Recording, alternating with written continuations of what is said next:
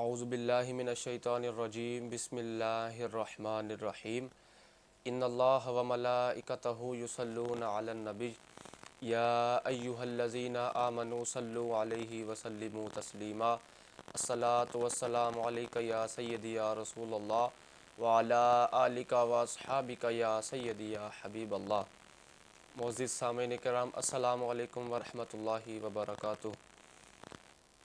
میں محمد دانش آسی آپ احباب سے مخاطب ہوں، اور گزشتہ ویڈیو میں آپ احباب نے دیکھا کہ ہم نے فرض علوم کے بارے میں بتایا کہ فرض علوم کنہیں کہا جاتا ہے، جس میں سب سے پہلا چیپٹر آ جاتا ہے فرض علوم کا علم العقائد کے بارے میں۔ آج ہم انشاءاللہ عقائد پہ گفتگو کریں گے۔ عقیدے کی تعریف یوں کروں، آسان کر کے بتاتا چلوں کہ عقیدہ اس پختہ یقین کو کہا جاتا ہے، اس دل کے پختہ ارادے کو کہا جاتا ہے کہ جس میں کسی قسم کا شک و شبہ نہ ہو، اور وہ بات قرآن و حدیث سے بھی ثابت ہو۔ جیسا کہ ہمارا اللہ تعالیٰ کے بارے میں عقیدہ ہے کہ اللہ تعالیٰ ہمیشہ رہے گا، یہ قرآن و حدیث سے بھی ثابت ہے۔ تو عقیدے کی دو قسمیں بیان کرتا چلوں، ایک عقائد اسلام اور دوسرا عقائد اہل سنت۔ عقائد اسلام میں وہ عقیدہ آ جاتا ہے کہ جس پر پختہ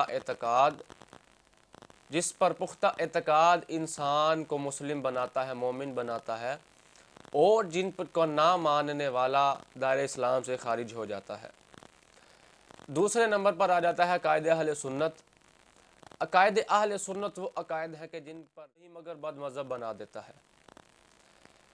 عقائد اسلام میں وہ عقیدے آ جاتے ہیں، عقائد آ جاتے ہیں، مثلا اللہ رب العزت کی ذات کا تصور، اللہ تعالیٰ کو ایک ماننا، نبی کریم صلی اللہ علیہ وسلم کو خاتم النبیین ماننا، نبی پاک صلی اللہ علیہ وسلم کو آخری نبی ماننا، اسی طرح جنات، فرشتے، جنت اور دوزخ، آسمانی کتابیں، ان پر اعتماد کرنا، ان پر یقین کرنا، یہ عقائد اسلام ہے۔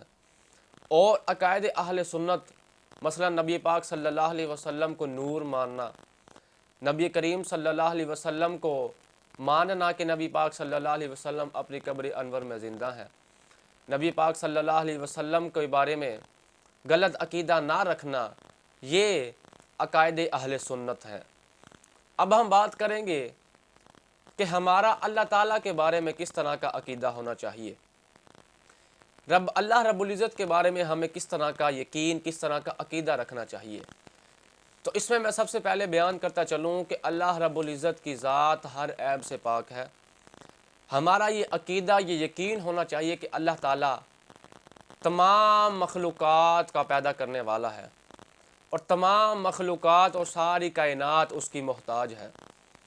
جیسا کہ قرآن کریم میں اللہ کریم نے ارشاد فرمایا، اللہ نے ارشاد فرمایا واللہ غنی وانتم الفقراء، کہ اللہ غنی ہے اور تم سب لوگ محتاج ہو۔ ایک اور مقام پہ اللہ کریم نے ارشاد فرمایا ان اللہ علی کل شیء قدیر، یعنی کہ اللہ کریم ہر چیز پر قادر ہے۔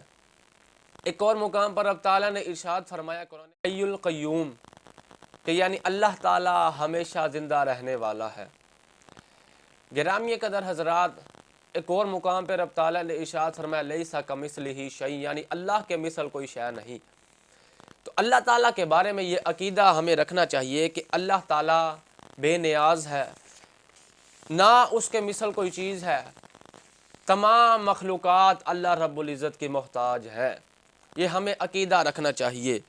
اور اس کی تھوڑی سی وضاحت کرتا چلوں کہ اللہ رب العزت کے بارے میں اعضائے جسمانی، یعنی کہ جس طرح کے ہمارے ہاتھ ہیں، اللہ رب العزت اعضائے جسمانی سے پاک ہے۔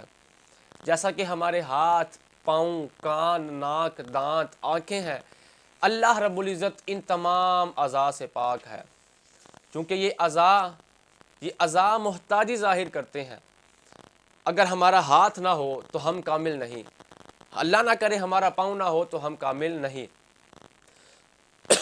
یہ اعضاء چونکہ محتاجی ظاہر کرتے ہیں اور اللہ کریم محتاج نہیں کسی کا، لہذا اللہ کریم کے بارے میں یہ عقیدہ رکھنا نہیں چاہیے۔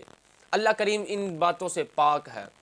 اور میں تھوڑی سی وضاحت کرتا چلوں تو اللہ رب العزت کے بارے میں تھوڑی سی وضاحت کرتا چلوں کہ ہمارے معاشرے میں یہ المیہ ہے، ہمارے معاشرے میں اکثر یہ سنا بھی جاتا ہے اور کہا بھی جاتا ہے کہ اللہ رب العزت آسمانوں پر ہے، یہاں کہا جاتا ہے کہ اللہ میاں۔ ہر وہ معنی، ہر وہ لفظ اللہ کی ذات کے لیے کہنا جائز نہیں جس کا برا مطلب ہو، جیسا کہ اللہ میاں کہنا، اللہ عاشق کہنا، یہ جائز نہیں، یہ درست لفظ نہیں۔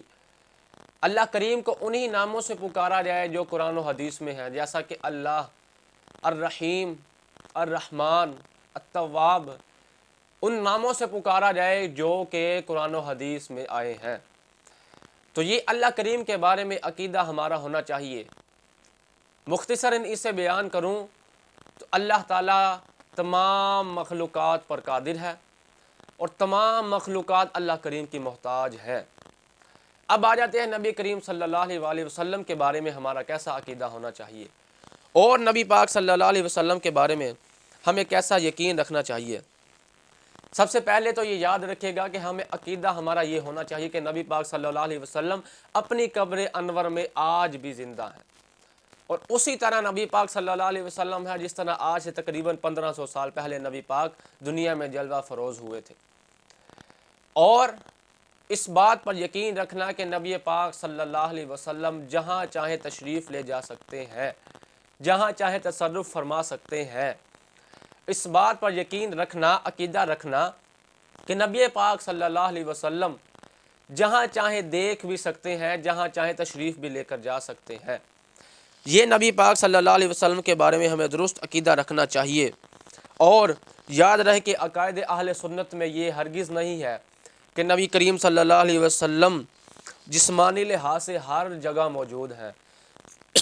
یاد رکھیے گا یہ عقائد اہل سنت میں ہرگز نہیں ہیں تشریف لاتے ہیں، بلکہ آنا چاہیں تو آ بھی سکتے ہیں، تشریف لانا چاہیں تو آ سکتے ہیں، لیکن یہ جو مشہور ہے کہ ہر محفل میں تشریف لاتے ہیں، یہ درست نہیں ہے۔